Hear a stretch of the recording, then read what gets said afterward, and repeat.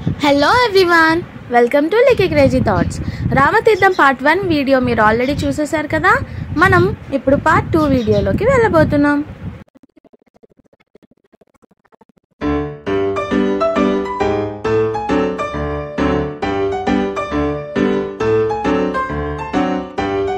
Part 1 తర్వాత కోనేరు చూసిన వెంటనే మనకి కొంచెం ముందుకి నడిచినట్లయితే మనకి శ్రీవారి పాదం, అలాగే ఒక చేప ఆకారంలో ఉన్న ఒక చిన్న కొలను మరియు లాస్ట్లో ఒక తాబేలు కూడా మనకి కనిపిస్తుంది. ఇది ఎవరిది ఏంటి అన్న స్టోరీ అయితే నాకు ఇంకా క్లారిటీగా తెలియదు. మీలో ఎవరికైనా తెలిస్తే కామెంట్ సెక్షన్లో నాకు చెప్పండి.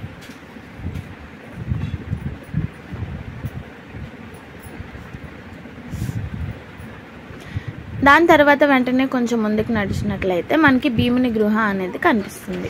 ఫస్ట్ టైం మేము లోయల్లో ఇలా తిరగడం మేము తట్టుకోలేక సడన్గా పూరి కొంచెం ఎగ్జైట్ అయ్యి ఇది తీ అన్నది వీడియో. సో వీడియో చివరి వరకు మిస్ అవ్వకుండా చూడండి. ఇలాంటి ఎంటర్టైన్మెంట్ చాలా మీకు దొరుకుతుంది. పదండి భీముని గృహలోకి వెళ్దాం. పూరి డైలాగ్ కొంచెం శ్రద్ధగా వినండి.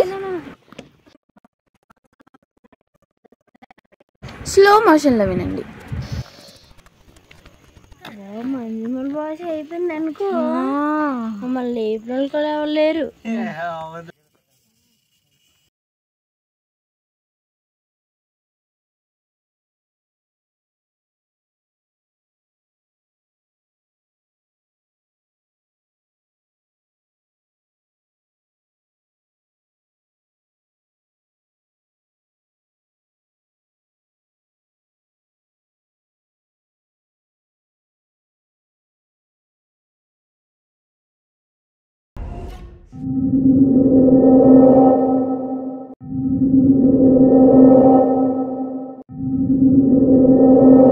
ఈ అడ్వెంచర్ పూర్తయిన వెంటనే కొంచెం నేచర్ బ్యూటీ చూద్దామని అలా వెళ్తూ ఉండగా ఒక చిన్న కొలంలో అందమైన తామర పువ్వు నాకు కనిపించింది.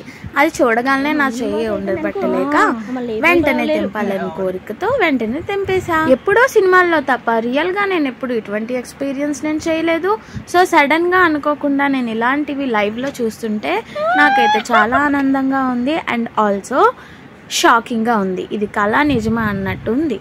అక్కడ ఉన్న వ్యూ అన్నది ఇప్పటికొచ్చి నేను ఎప్పుడు ఎక్స్పీరియన్స్ చేయలేదు. మీరు కూడా కంపల్సరీ ఎక్స్పీరియన్స్ చేయాలని మరి కోరుతున్నాను. మన భీముని గృహ నుంచి అవుట్ వస్తే అది వే, ఆ వే నుంచి మళ్ళీ ఈ కొండకి దారి ఇది. సో కొండకి పైకి ఎక్కిన తర్వాత మళ్ళీ వ్యూ అన్నది ఒక పెద్ద లోయలా ఉంటుంది. వన్స్ గనక ఎవరైనా మిస్ అయినట్లయితే డైరెక్ట్ అస్సాం టికెట్. ఇప్పుడు మీరు చూస్తున్నది భీముని పొయ్య అండి.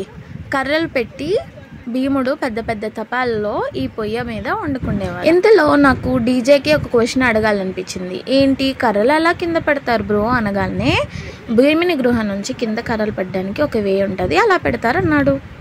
అలా ముందుకు వస్తే మనకి ఇక్కడ కనిపిస్తున్నది సీతమ్మవారి చీర. ఏంటి బ్రో ఇవన్నీ నిజంగా ఉన్నవేనా అన్న డౌట్ నాకు వచ్చింది. కానీ అక్కడ ఉన్న రాయికి లైన్ బయట ఉన్న రాయిని మీరు కంపేర్ చేసినట్లయితే మీకు ఆ డిఫరెన్స్ తెలుస్తుంది. ఇంకా మనం చీరను చూసి ముందుకు వెళ్తూ ఉండగా శ్రీరాముడు తపస్సు చేసిన ఒక ప్లేస్ని మనం ఇప్పుడు చూడొచ్చు. వీడియో చివరి వరకు చూస్తున్నారు కానీ సబ్స్క్రైబ్ అయితే చేయట్లేదు. ప్లీజ్ ఫ్రెండ్స్ కొంచెం మీ ఫ్యామిలీతో షేర్ చేసి ఛానల్ని సబ్స్క్రైబ్ చేయాలని మరి వీడియో గురించి కానీ ఛానల్ గురించి కానీ లేదా ఎడిటింగ్ గురించి కానీ ఎటువంటి ఫీడ్బ్యాక్ ఉన్నా కొంచెం నాకు కామెంట్లో సజెషన్ చేయండి. Because your feedback is very valuable for me. Seethamma వారి చీర అయితే మనం చూసాం కదా. ఇప్పుడు మీరు చూస్తున్నదైతే శ్రీరాముల వారి పంచె మరియు కండువా. మనం ఇప్పుడు చూస్తున్నది పంచె, ఆ లాస్ట్ ఉన్న చిన్న సర్కిల్ వచ్చి కండువా. డిఫరెన్స్ చూసుకోండి ఒకసారి. ఆ బార్డర్ ముందు వెనక. మేము ఇలా ముందుకు నడుస్తుండగా లావణ్య ఏదో విషయంలో ఆశ్చర్యపోతుంది. అదేదో మనమే తెలుసుకుందాం. ఇంత పెద్ద కొండని ఎలా వచ్చేస్తుంది? లావణ్య చెప్పిన విధంగా అంత పెద్ద కొండ మేము ఒక్కళ్ళమే నడుచుకొని వచ్చాము. అండ్ ఆల్సో లాస్ట్లో మనకి వైట్ కలర్లో కనిపిస్తున్న స్టెప్స్ దగ్గరికి మనం వెళ్ళాలి. ఆ వెళ్ళిన దారిలో ఈ ప్లేస్ అనేది కనిపిస్తుంది. ఈ ప్లేస్ ఏంటి అంటే సీతమ్మ వారు పురిటి మంచం అనమాట.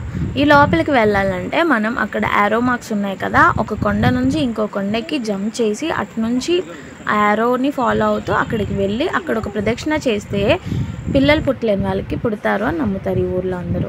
సో చిన్నప్పుడు ఎప్పుడో ఒక గేమ్ ఆడేదాన్ని, ప్రిన్సెస్ అండ్ స్టెప్స్ అని. సేమ్ అదే గేమ్ నాకు ఇప్పుడు గుర్తొచ్చింది. అటు సపోర్ట్ లేదు, ఇటు సపోర్ట్ లేదు, తిన్నగా స్టెప్స్ దిగిపోవడమే, కిందకి పైకి చూడకూడదు. ఫైనల్లీ మేమైతే కొండ దిగిపోయాం, చాలా హ్యాపీగా ఎంజాయ్ చేసాం. Hope you like the video. Please like, subscribe. Licky Crazy Thoughts. Bye friends. See you again.